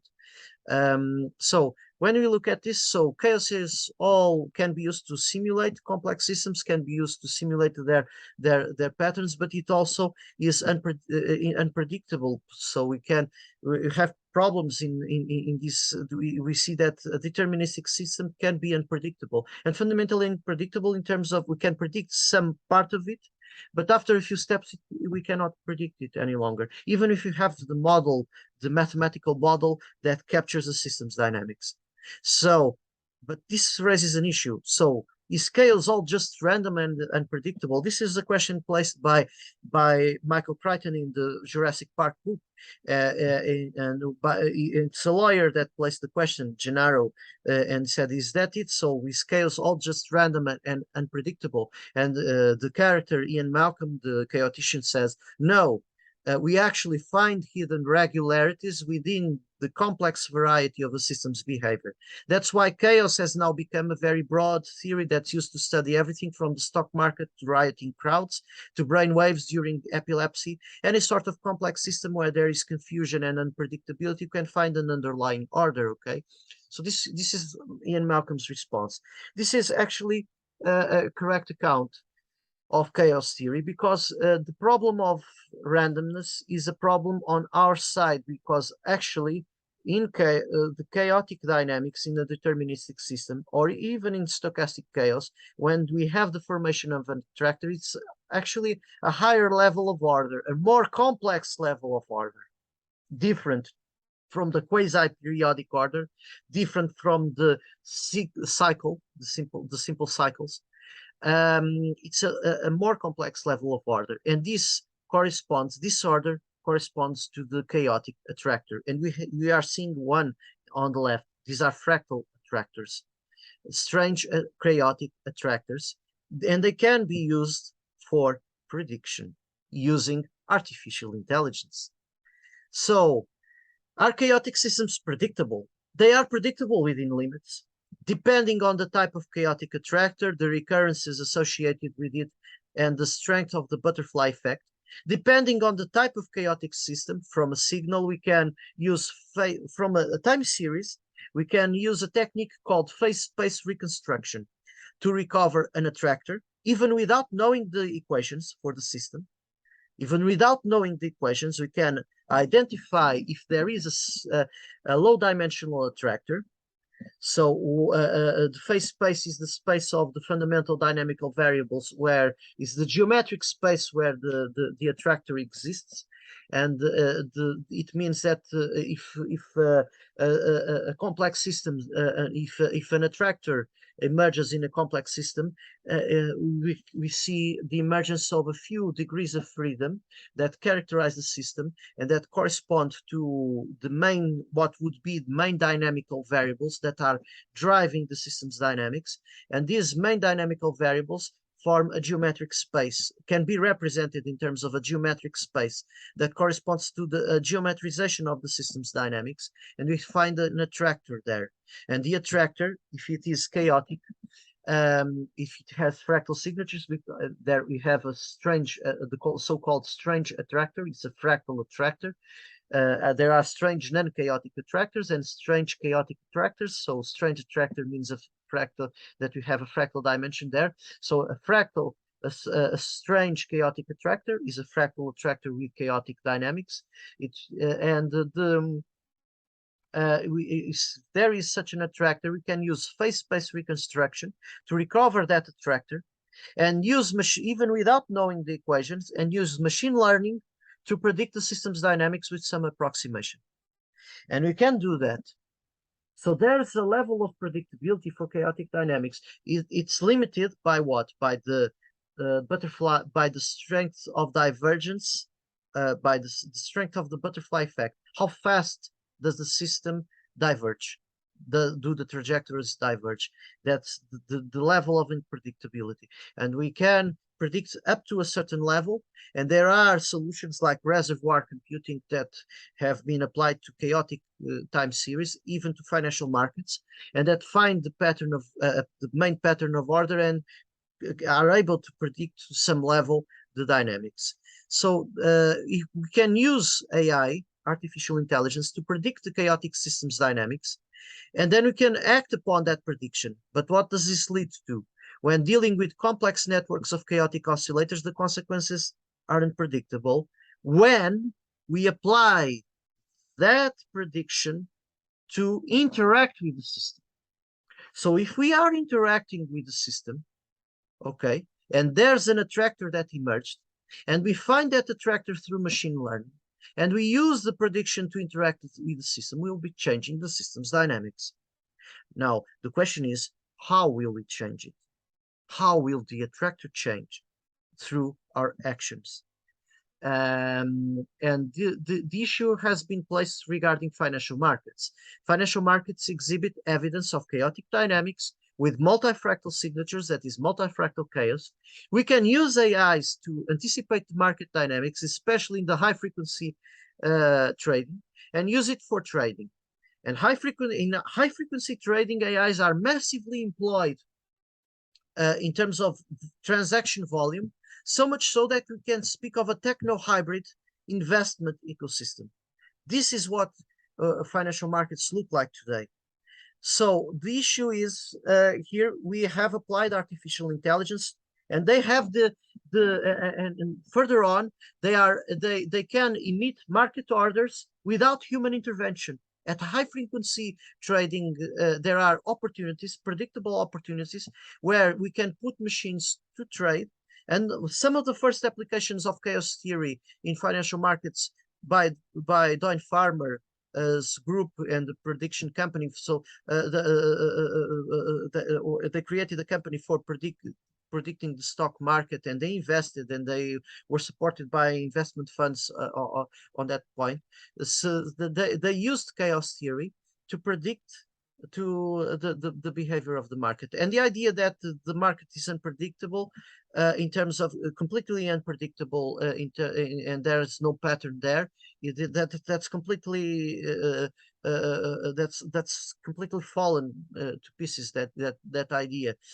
We know now that the system is unpredictable, of course, to a certain extent, but there is also a predictability linked to the market's nonlinear dynamics, and volatility is highly predictable even because it has long memory. But they applied chaos theory to investing in gain money investing in the stock in the financial markets. But the issue here, when we look at the financial markets, is that with AIs used and in the markets today, we have in high frequency trading, it trades on the nanosecond. The human being cannot produce a judgment that fast neurocognitively. So the machine produces cognitive synthesis, algorithmic cognitive synthesis, different from a human, of course, at a high speed, at a nanosecond, and they can emit market orders. And this has led to an automation of trades, the trades that are in the hands of AIs. And this raises a problem regarding artificial intelligence applications. And there are three main problems when we look at artificial intelligence. One is those that demonize artificial intelligence, those that raise AI to godhood. Both of these fall into do not understand AI, in the sense that they do not understand one main point of AI, which is that we are dealing with tools built by humans. And there's this science fiction contamination in to how people who never worked with artificial intelligences in terms of producing them, that science fiction contamination has led some to demonize AI, almost looking at them as if they are alien machines, but they not seeing that they are tools produced by humans to be used for human purposes. And those that raise AI to godhood, either for market reasons or because they want to merge with AI or whatever, also are failing to look at the tool as a tool. But this is a dangerous deviation. But there is also another danger in artificial intelligence, which is the pragmatic engineering stance to AI applied to problem solving. What's this? Basically, it's this idea. I have a problem. I have data on that problem. The problem is difficult to solve. I place that data, big data, for instance. I give that data to an algorithm. The algorithm optimizes for either a classification problem or a regression problem, prediction problem, and the system reaches a solution for that problem. We see this in the medical industry, for instance, and it gives me a solution. Okay, and the market demands that that if it works, great, then it solved my problem. And but I do not fully understand how the AI reached that solution. This is an issue, because what happens is that we are producing AIs that solve problems, but we need to think, why did the AI reach that solution? So we need fundamental research then to look at, why did that work? Why did that solution work? And if the AI signaled a good solution, then we need to find out why that solution is good. Because if we do not look at that, science stagnates there, and we are alienating our judgment in the machine. The machine solves my problem, great. Now I go on and do not reflect on it. And this is an issue regarding also the application of artificial intelligence to predicting a complex dynamics, a complex nonlinear dynamics like financial trading, where human traders are trading, and the AIs capture that trading pattern, but then we place AIs trading, give AIs the executive power. The AIs that we programmed, they are our tools, and they are optimized, algorithmically optimized, and they follow the algorithm to trade. How does that change the dynamics? They are optimized to learn, to adapt, and to trade. Then we have this hybrid complex adaptive system that includes humans and artificial intelligences trading. What happened? What happens? Flash crash happened. So the term flash crash refers to an event in the electronic securities markets wherein stock withdrawal orders rapidly amplify price declines before quickly recovering. This never happened in a human management, in markets managed by humans. It happened after we introduced an automation of financial trading using artificial intelligences. So this was a reason. The flash crash is called flash crash because it appears. It happens especially in high frequency trading, where machines are predominantly used, and appears to be a rapid sell-off of securities that can happen over a few minutes, resulting in dramatic declines. But as prices by the end of the day, it's as if the flash crash never happened. It's like a ghost. This is a Malcolm effect. This is a Malcolm effect that happens extremely fast and then disappears. Then there's almost no trace. It's as if it never happened. So that's why it's called a flash crash. So the flash crash, it's a complex dynamics. It resulted from this hybrid dynamics of AIs plus humans trading. As trading becomes more digitized, flash crashes are usually triggered, and this is from the Investopedia, are usually triggered by computer algorithms rather than a specific piece of market or company news that causes the quick sell-off. As the price continues to drop, more benchmarks are triggered, and it can cause a domino effect that sets off a sudden plunge in value. This is a catastrophe in Renatome's sense, and this is a Malcolm effect. There's that sudden acceleration that was addressed by Michael Crichton in his Jurassic Park book. So this is the flash crash.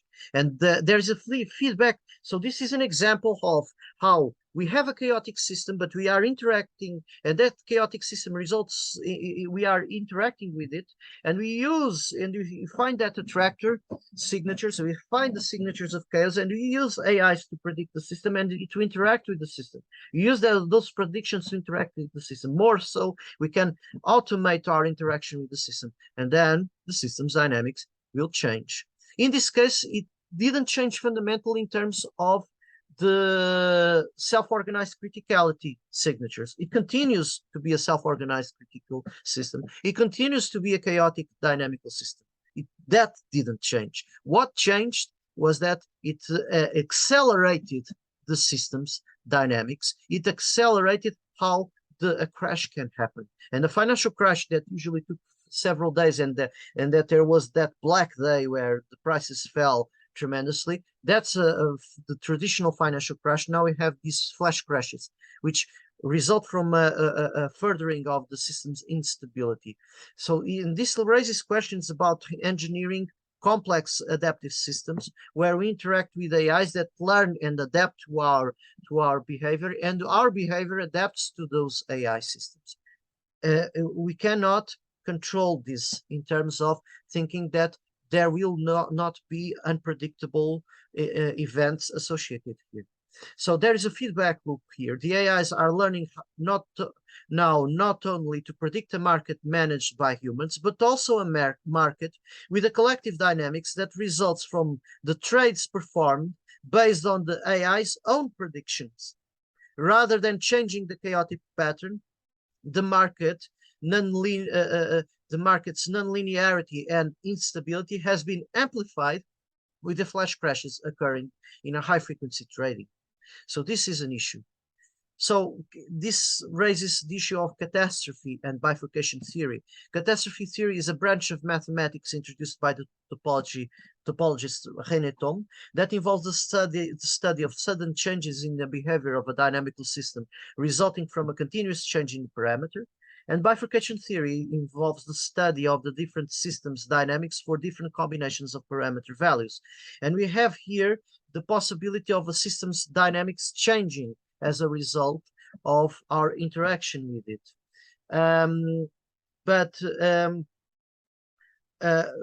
So these are the main points regarding the contributions to risk science from chaos theory, from self-organized criticality theory. But revisiting self-organized criticality, if a system self-organizes to a critical point, the question is, what is the phase transition associated with that critical point? Is it an actual critical point in terms of an identifiable phase transition? The argument is that the dynamics exhibits the argument for the SOC theory, and this could be a criticism to the SOC theory, but the argument is that the dynamics exhibits similar signatures to those of phase transitions, which has led to the theory's proponents to call the dynamics self-organized criticality. But they argue that the critical dynamics corresponds to the system's attractor, not to a phase transition itself, but to the system's attractor. The system is attracted to a criticality-like point. So it is, however, a phase transition point of the underlying systems dynamics, not necessarily power law chaos. Scholar chaos is an example of this. We have a wide range of parameters where we have chaos-induced self-organized criticality as the attractor and not the phase transition point. While critical dynamics are associated to the onset of chaos in a chaotic dynamical system, the same self-organized criticality signatures can also be produced by a chaotic dynamical system in what can be called chaos-induced self-organized criticality. This is the SISOC.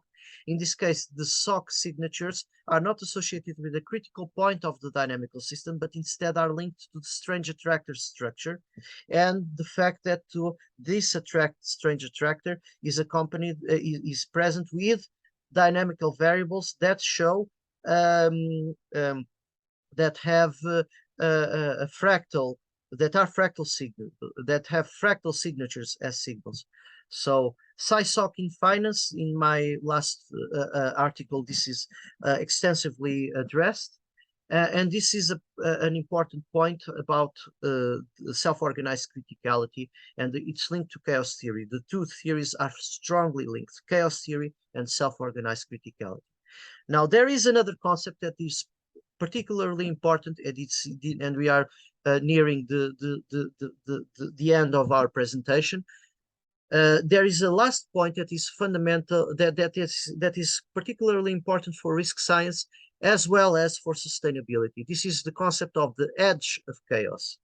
So this concept was raised not in chaos theory, but rather in Wolfram's 4 classes of cellular automata dynamics. And we have class 1 fixed point, class 2 the periodic or nested dynamics, class 3 a random non-resilient structures, and class 4, which demonstrated a mixture of the previous classes. It exhibited localized structures, intermittent turbulence, and it was called the edge of chaos. This was discovered by different authors. Wolfram systematized them in terms of these 4 classes. These are networked, cellular automata are basically networked computational systems that have discrete states. Now, all classes of behavior refer to dynamical regimes in the so-called spatially extended systems, such as networked systems. It can arise both in discrete state cellular automata, continuous state cellular automata, and in coupled chaotic oscillator models. At the edge of chaos, the network produces resilient order. And here comes the concept of resilience rising in the context of of the complexity sciences. Resilient order. At the edge of chaos, the network produces resilient order, and it changes in the sense that it changes what it needs to be adaptive and conserves what it needs to avoid dissolution. And we saw this in the presentation of Professor Yolanda, the issue regarding Mozambique and the need, how governance is playing for a change, how corporate governance is and the educational and an education of the corporate class in Mozambique can lead to better solutions in terms of governance towards a resilience in which they need to see what they need to change and what they need to conserve. It is also present in the issue of the corporate memory, and in Professor Luís Nascimento and in Professor Damascenu's presentations, we saw this regarding the issue of the corporate structure, the organizational structure, organizational memory, organizational culture. And in Professor Fernanda Nogueira, this was also present both in terms of public administration, human resources management, and healthcare management, and what needs to be changed versus what needs to be conserved. And talk there about the issue of humanity and the importance of the humanization, of not losing the human referent in healthcare industry. So and healthcare management models need to consider this, what they need to adapt, what they need to change, and what they need to conserve as part. And this here the concept of edge of chaos is fundamental, but it is also fundamental in terms of looking at complex systems. So at the edge of chaos corresponds to a resilient regime between an emergent resilient order and noise. The concept was introduced in cellular automata theory. Wolfram calls it class 4, like we talked about in the previous slide. And it's between periodic order and randomness in spatially, it's a dynamical pattern between periodic order and randomness in spatially extended systems. In complex adaptive system science, it corresponds to a self-organization to a class 4 dynamics. This is a major research point.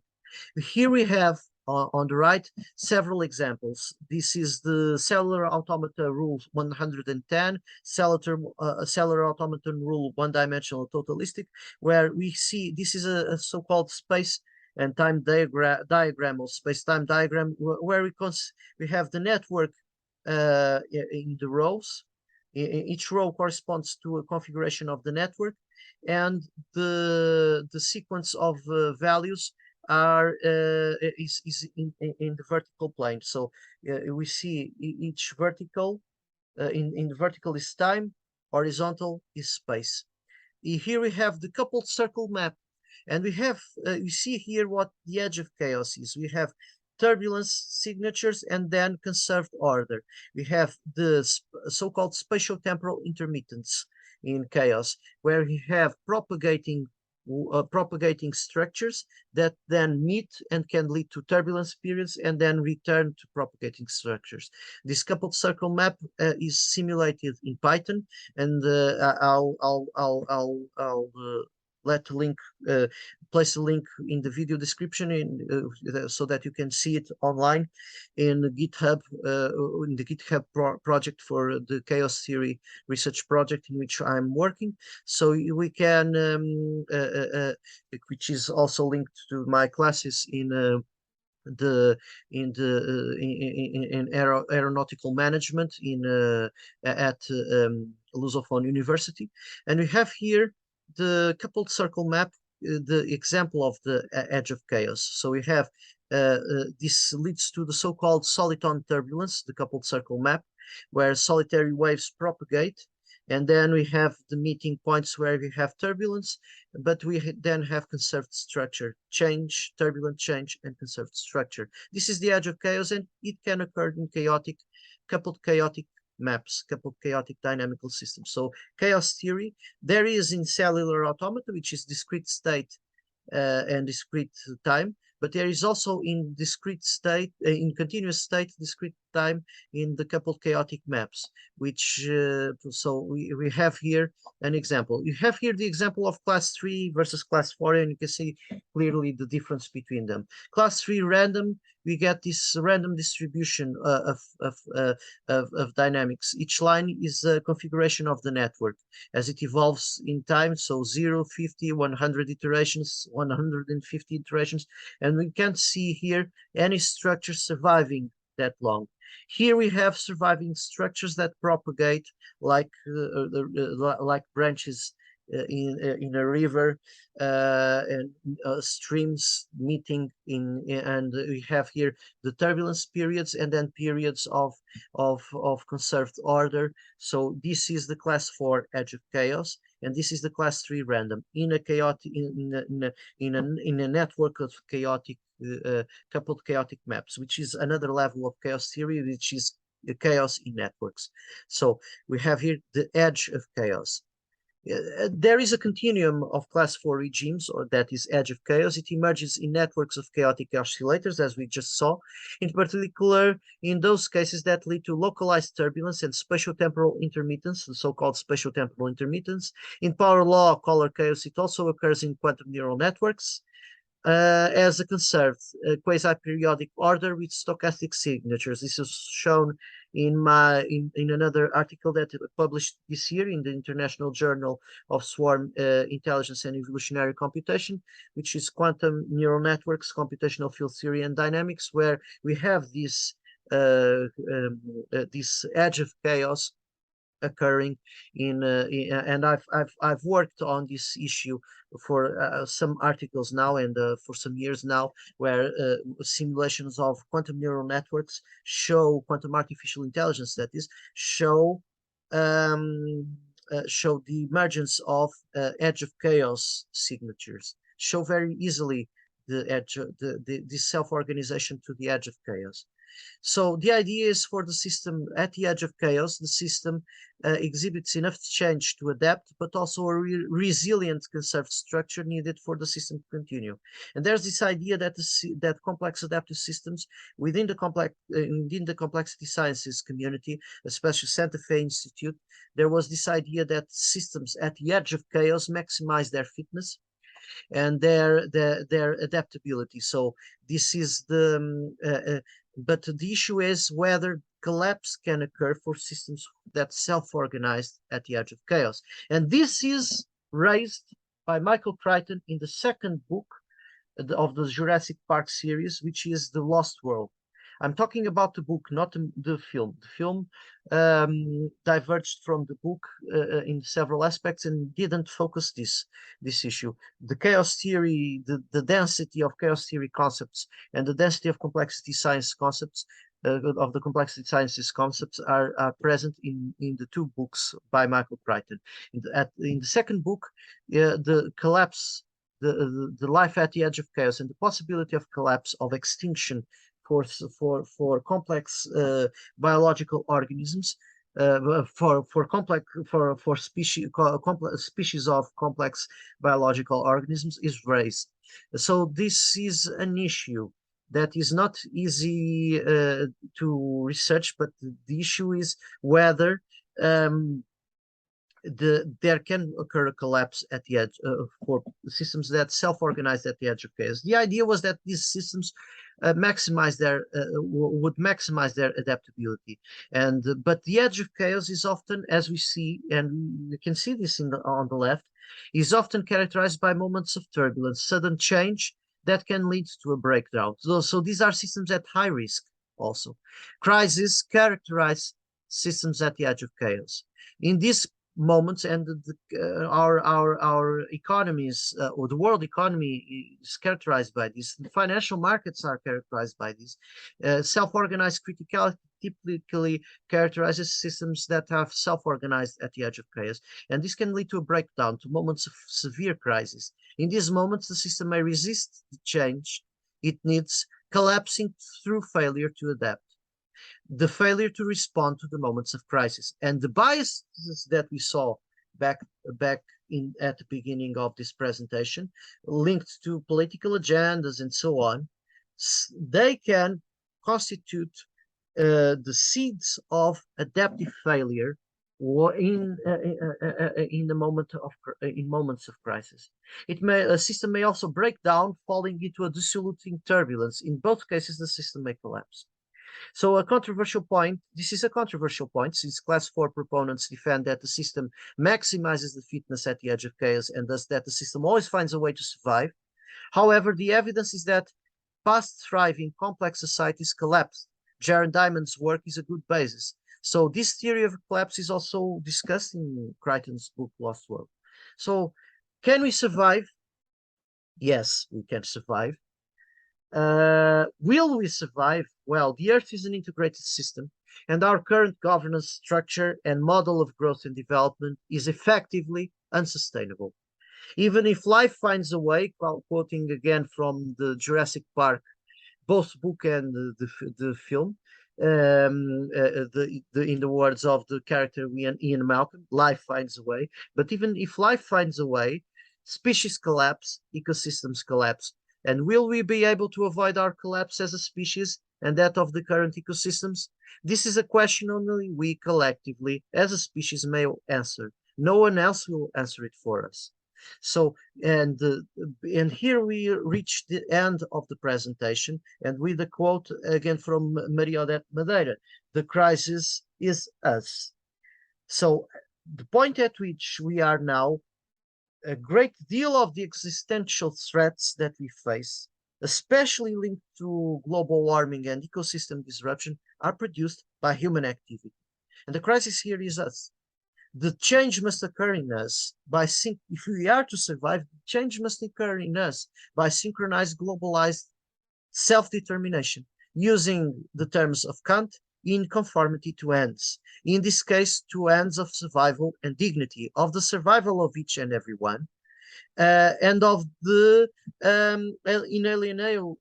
inalienable and irreducible dignity of each and every one. The crisis as business, which is a problem that we are seeing, this sequence of crises where we are almost permanently in crisis, synchronized crisis, but these crises are becoming a business too. There are businesses that are developing around this crisis, but looking at crisis as a business, developing a crisis capitalism is pushing us to an inevitable collapse. It is up to us as a collective to self-determine in accordance with a commonly shared good for the survival of all. It is about presence, existence, subsistence, and permanence in the existence of all things. And this is about dignity. So here we end the conference, and I thank everyone that participated in it, and everyone that had listened to the different speakers, and that are listening to this last presentation now. Thank you, and see you soon in other events. So, and I hope to see you in the future where we all survive.